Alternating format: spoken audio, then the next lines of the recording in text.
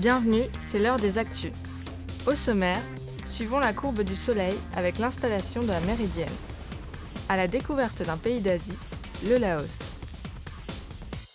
Atelier conseil de réalisation d'un hôtel à insectes. Mais tout de suite, le bilan 2012 de la brigade de gendarmerie.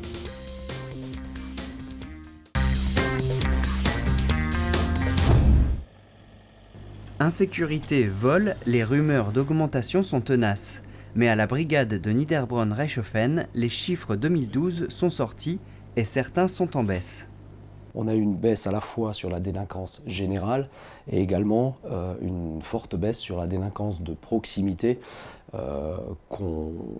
sachant que la délinquance de proximité, c'est la délinquance qui pollue un petit peu la vie de tous nos résidents, à savoir les vols de voitures, les dégradations, les incendies volontaires, les cambriolages, etc. Pour comparer, voici, issus d'un reportage de 2002, les chiffres de la brigade.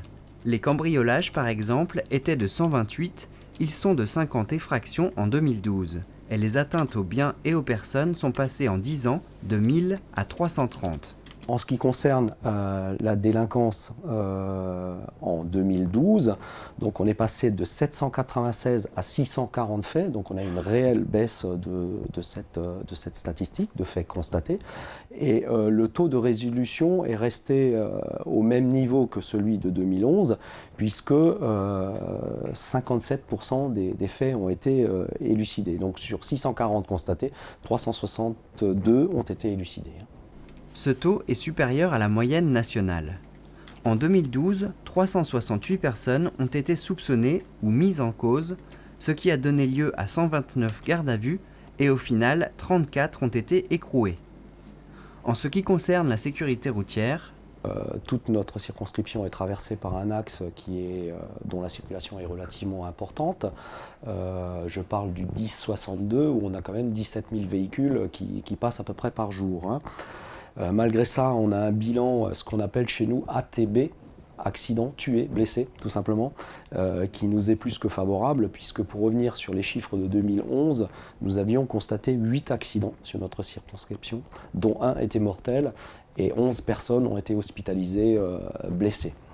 En 2012, ces chiffres sont nettement tombés puisqu'on est passé à 3 accidents constatés en 2012, 0 tués, ce qui est très très bien, et 7 blessés. Voilà pour le travail des 25 militaires de la brigade qui travaillent avec différents partenaires d'Alsace du Nord. En 2013, vous les rencontrerez sûrement car ils assurent une présence sur tout le secteur.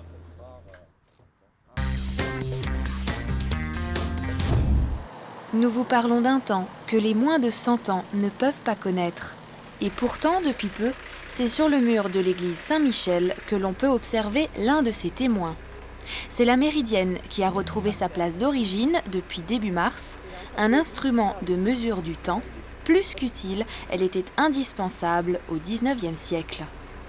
Quand Schwilger, en 1845, avait installé l'horloge dans ce clocher, en 1845, je dis bien, il en a installé près de 500 horloges en Alsace, mais chaque fois, il devait installer sur le fronton explosé plein sud des églises une méridienne. C'était le seul moyen de savoir, à cette époque-là, qu'il est midi. Cadran solaire simplifié, réduit à un seul axe vertical de midi, la méridienne se compose d'une plaque en métal, de son axe d'1,80 m de long, surmontée d'une potence avec un œilleton. Au moment où le soleil traverse cet œilleton pour venir frapper la barre métallique, on obtient ce que les horlogers appellent le midi vrai local de Reichshoffen. Joseph, qui a réalisé cette méridienne, ne s'est pas arrêté à un simple axe vertical, il a décidé d'aller plus loin en y ajoutant la courbe en forme de 8 que l'on appelle l'équation du temps. Cette courbe, quand elle avait été montée, elle a fait jaser les Reichshoffennois. Ils n'ont pas compris ce que c'est. Bon. Déjà la forme de cette courbe, elle est un peu curieuse. Et encore là, je n'ai pas fait n'importe quelle courbe. C'est vraiment une courbe calculée pour Reichshoffen. Et c'est encore Paul Schott, mon ami, qui m'a fourni les éléments et le plan pour cintrer cette courbe. Hein. On dit que la Terre tourne en 24 heures. Ben, ce n'est pas tout à fait vrai. Et c'est grâce à cette courbe qu'on peut un peu visualiser les écarts de rotation de la Terre. La réalisation de cette méridienne aura pris près d'1 an. Le soleil n'attend jamais et ce n'est qu'à midi que Joe pouvait régler les points de sa méridienne. La position du rayon lumineux variant de plus ou moins 15 minutes tout au long de l'année, Joe va devoir se rendre encore à l'église à quelques dates précises pour observer le bon fonctionnement de sa méridienne. Il n'y a que 4 jours dans l'année où cette ombre est pile sur l'axe vertical. C'est le 16 avril, c'est le 14 juin, c'est le 2 septembre et c'est le 24 décembre. Bon, encore faut-il que je vienne, on a avancé l'heure, il faut que je vienne à 1 heure. Hein. Donc à 1 heure, je serai peut-être sur la nacelle en train de corriger ce point précis.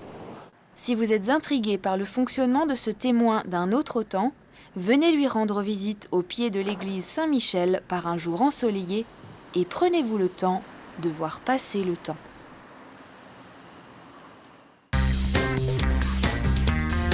Bonjour, je m'appelle M. Bohavong Kongkha, je suis d'origine laotienne. Le Laos, nous allons aujourd'hui découvrir ce pays. Le Laos est situé entre la Thaïlande et le Vietnam. Il y a 6,48 millions d'habitants sur 236 800 km². Sa capitale est Vientiane. Originaire du sud du pays, la famille de Kongkha a dû quitter le Laos, ils sont réfugiés politiques. J'ai quitté le Laos en 1983, on est installé dans le camp réfugié en Thaïlande. Quand Kongkha est arrivé en France, il n'est pas tout de suite venu en Alsace. À l'époque, je viens arriver dans la ville de Troyes. Voilà, après, je suis parti à Paris.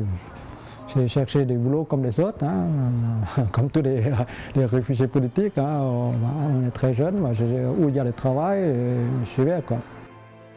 L'ancienne capitale, Luang Prabang, a été classée au patrimoine mondial de l'UNESCO. Comme la Thaïlande, 90% des Laotiens sont bouddhistes.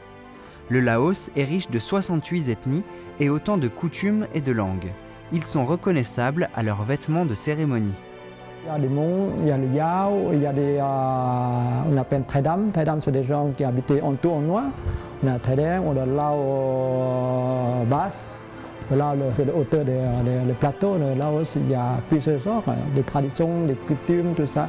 C'est tellement varié. Il y a des fois, on peut voir que par les habits, comment ils sont habillés. La fête nationale du Laos correspond à l'arrivée au pouvoir des communistes en 1975, le 2 décembre. Et le nouvel an laotien se déroule les 13, 14 et 15 avril. Avant de se quitter, un dernier petit mot en laotien. Sabadi, c'est bonjour.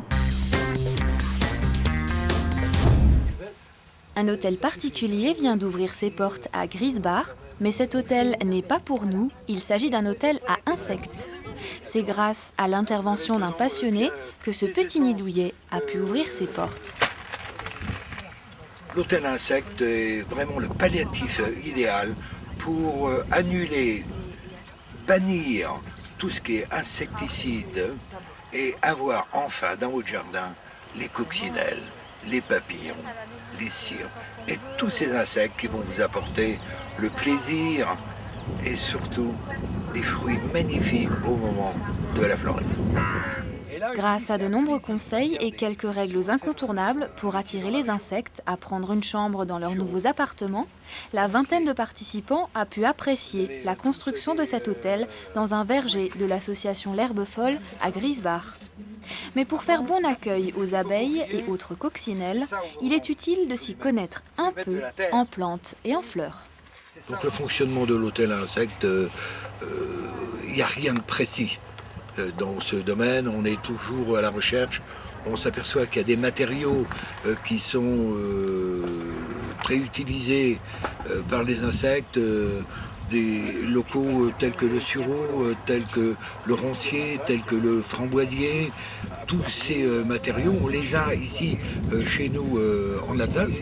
Donc lorsque l'on entretient notre jardin, on recoupe tous ces matériaux et ça va nous aider à pouvoir habiller notre hôtel insecte et retrouver dans le courant de l'année une vie de cet hôtel. L'atelier s'est terminé autour d'une table ronde en soirée à la Ferme Bleue sur le thème « Quel accueil aux insectes dans nos jardins ?» Christian a pu répondre à de nombreuses questions et a redonné quelques conseils sur les hôtels à insectes avec lesquels il faut parfois s'armer de patience. Ça ne fonctionne pas toujours et ça ne fonctionne pas tout de suite. Il faut savoir être patient. Il faut savoir, pour les accueillir, avoir un hôtel de luxe. Alors donc, à chacun à bien travailler pour pouvoir faire des chambres bien chaudes, bien douillettes pour l'hiver. Et vous verrez qu'à un moment ou à un autre, cet hôtel sera habité. Voilà.